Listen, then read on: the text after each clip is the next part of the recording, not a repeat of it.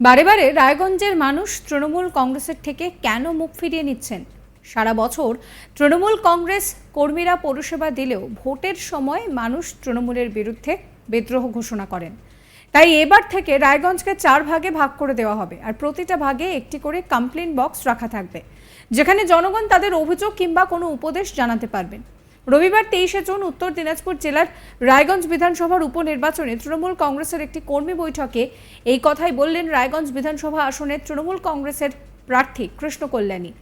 তিনি বলেন, সাধারণ মানুষকে যে আপনারা সারা বছর কিছু বলবেন না, আপনাদের সমস্যার কথা কিছু জানাবেন না, অথচ ভোটের সময়ে আপনারা চুপচাপ এসে বিদ্রোহ ঘোষণা করবেন, তার জন্য এবার থেকে অভিনব পদ্ধতি নিচ্ছি আমরা, যেটা হলো রায়গঞ্জকে 4টি জোনে ভাগ করা হবে।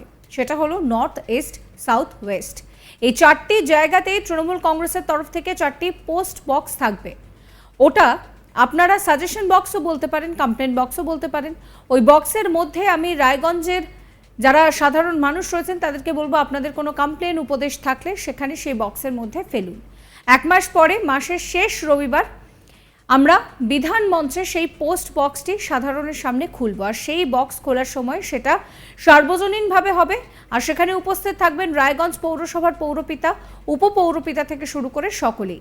তিনি আরও বলছেন, যে সমস্ত জনগণ ওই দিন আসতে চান আপনারাও আসতে পারেন, আপনাদের কমপ্লেনকে আমরা আগামী দিনে কিভাবে সলিউশন করে দেব সেটাও এখান থেকেই আলোচনা করা হবে। কৃষ্ণ কল্যাণী আরও বলছেন যে আমরা যদি কোনো ত্রুটি করে থাকি তাহলে আপনারা আমাদেরকে শুধরে দিন, অর্থাৎ সেই কথাও কিন্তু বলছেন কৃষ্ণ কল্যাণী।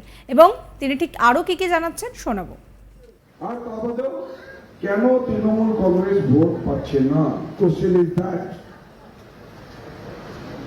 আজকে সারা বছর মাঠে ময়দানে বিজেপিকে দেখা যায় না, কংগ্রেসকে দেখা যায় না। আপনারা 2019 সালে দেবশ্রী চৌধুরীকে আপনার লোকসভা সাংসদ বানিয়েছিলেন কিসের জন্য? যে রায়গঞ্জের ডেভেলপমেন্ট হবে।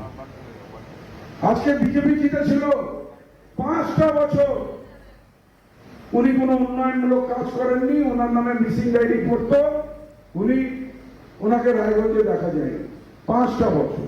আর সেই জায়গা থেকে 5টা বছর তৃণমূল কংগ্রেসের জনপ্রতিনিধিরা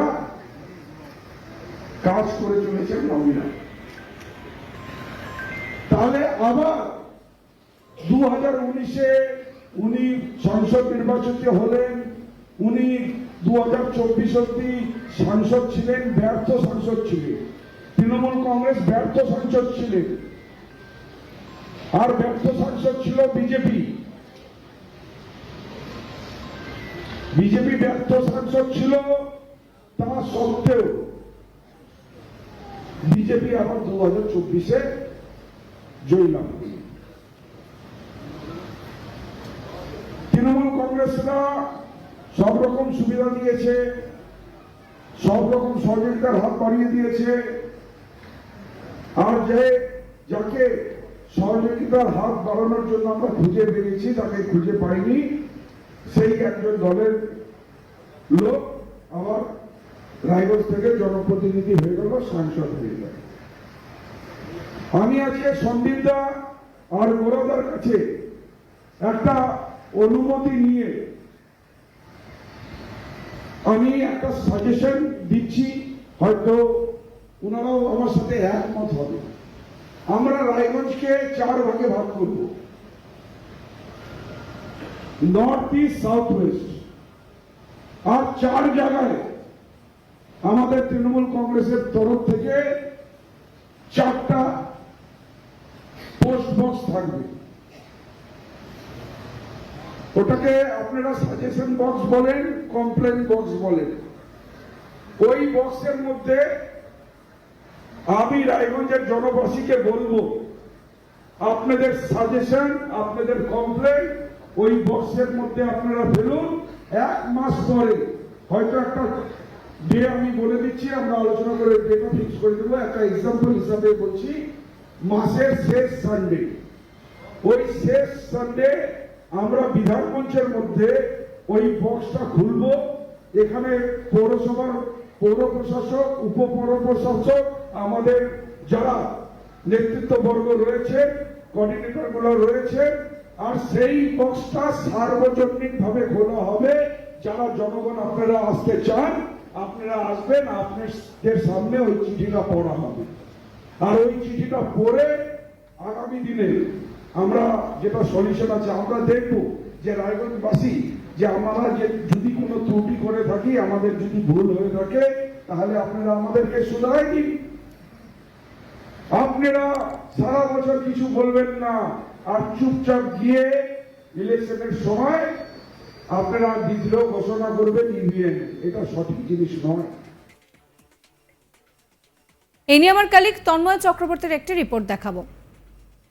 সারা বছর তৃণমূলের নেতৃত্বরা সাধারণ মানুষকে পরিষেবা দিয়ে আসলেও দেখা যায় যে ভোটের সময় তাদেরকে মানুষ বিতাড়িত করছে, অর্থাৎ ভোট বাক্সে গিয়ে সাধারণ মানুষ বিদ্রোহ ঘোষণা করছে।